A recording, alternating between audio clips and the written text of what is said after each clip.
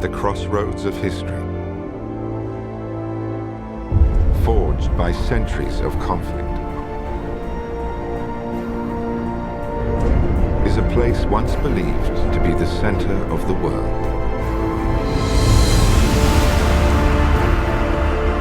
Jerusalem. The idea actually wasn't mine. It was my fellow producer, Taryn Davis, who we did a film together on Mecca, actually, the pilgrimage to the Hajj. And in 2008 he came and he said, let's do a film about the intersection of the three Abrahamic faiths, Judaism, Christianity, and Islam, in Jerusalem. Learning about the subject matter absolutely changed my perception of this part of the world. So I read everything I could, and the books that I liked, I just called the authors and I said, tell me more.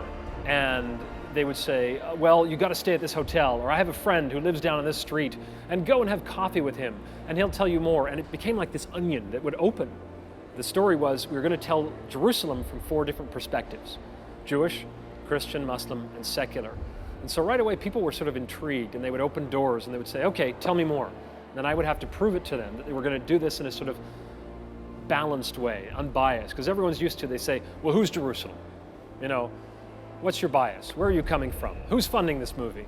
You know, all these questions. And that's normally what people ask with a subject matter that's as explosive as this one. And the reality is that I was so curious to know everyone's story that eventually I spent a lot of time investing in having dinner, Shabbat dinner, breaking fast with families, whether they're Jewish, Christian, Muslim, celebrating Easter. And so it was a long development period. And I think that people said, okay, we're not disposable to this guy. You know, he's not here to just do a quick TV show. He's here in the long run. So I had trips every couple of months. And I think that was the basis of trust, actually, that allowed us to do what we did. National Geographic Entertainment invites you to explore a land cherished by billions. Benedict was a name that came at the last minute as a narrator. National Geographic suggested him. I had another narrator in mind, and they said, oh, no, he's far too old. I'm not going to tell you who he is. Okay, I'm sorry. Especially now that I've just said he's old.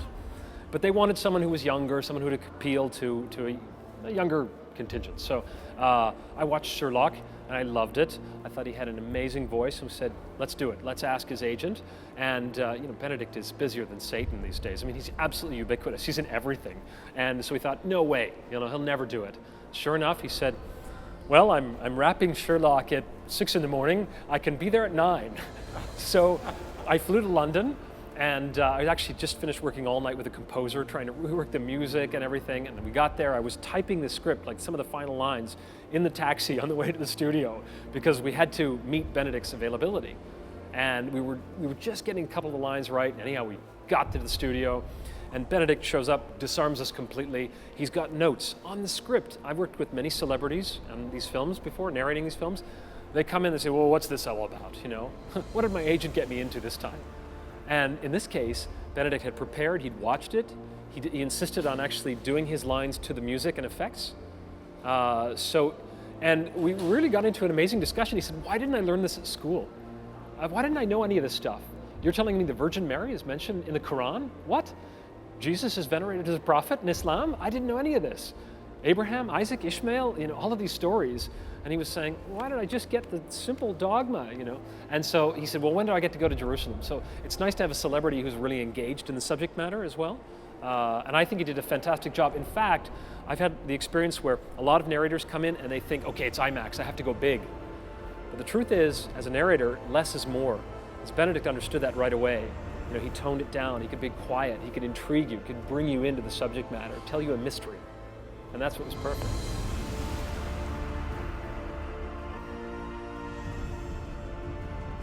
We had the idea to make the film from the perspective of young people. So we didn't know it was going to be 3 girls at first. This goes as far back as 2010. We actually got the permission to film aerials first. So we grabbed that, we said this may never come again. We're going to film the aerials, and then we're going to figure out what the story is on the ground.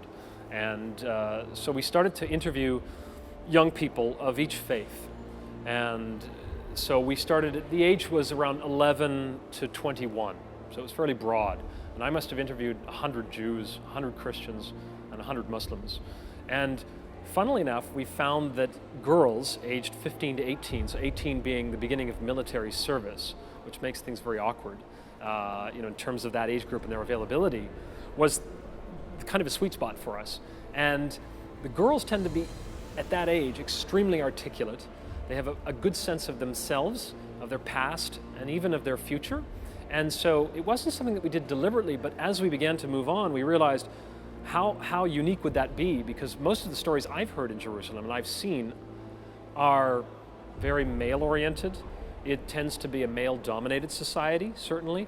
We think of Jerusalem and we think of it very austere, old bearded men, certainly clergy, and that's the image that people have.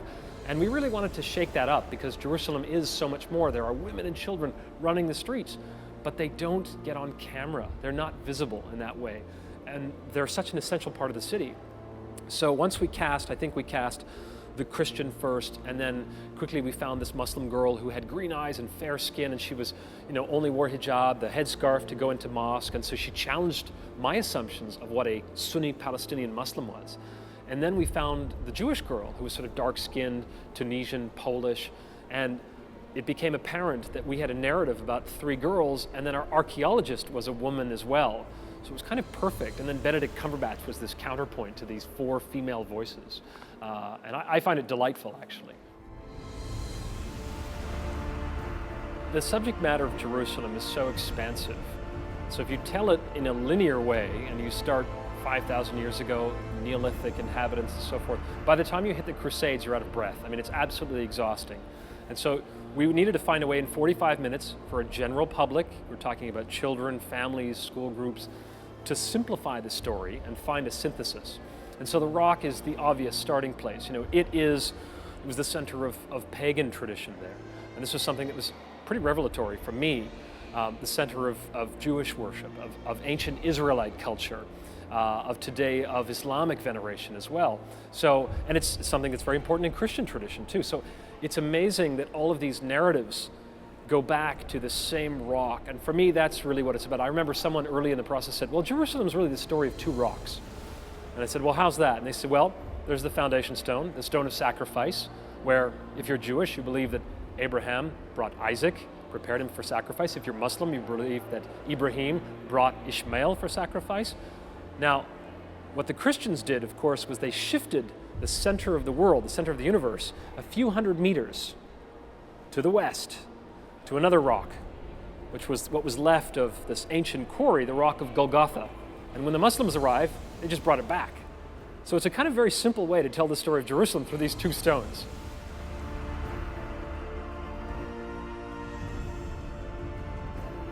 One of the things I learned making this film is that Jerusalem is many cities. So it's many cities buried one on top of the other and also side by side. All of these different communities that often don't speak to one another. And so there's a sort of dichotomy of, is it the real Jerusalem or is it the imagined Jerusalem? And if it's the imagined Jerusalem, what is informing it? Is it the Bible? Is it the newspaper? Is it something you heard from a friend? Is it a horror story? And so all of this, and sometimes it's all of those things. And you have to kind of deal with that. And that's why early on in the process we said, we're going to let Jerusalemites tell their own story. Because for me to come and tell my story of Jerusalem, I'm not sure that ultimately is that valid for anyone. So that's why Jody and the girls, and to a degree, then there's the narrator, of course, who tries to give it a geographical and historical context to remind you of the scope of 5,000 years of history, and ask the big questions. So as you said before, it's moving between the personal and the mythological as well. So every culture in the world relates to Jerusalem in some way. It's incredible how the more you ask people, they tell you something about Jerusalem. I've met people in far-flung corners of the world and they have assumptions about Jerusalem or they want to go. So I think that's what we tapped into, is that universal curiosity about Jerusalem. We wanted to make it about the universal attachment to the place and not necessarily something like the 20th century conflict, which there have been so many good films about and there will continue to be, but we wanted to try to get to the roots of what is it all about? Why is this place so important to so many people? Why is it sacred to half the world's population?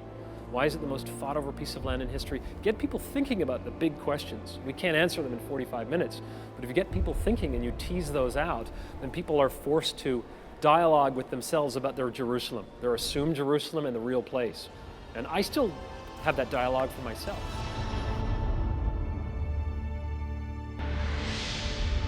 Jerusalem.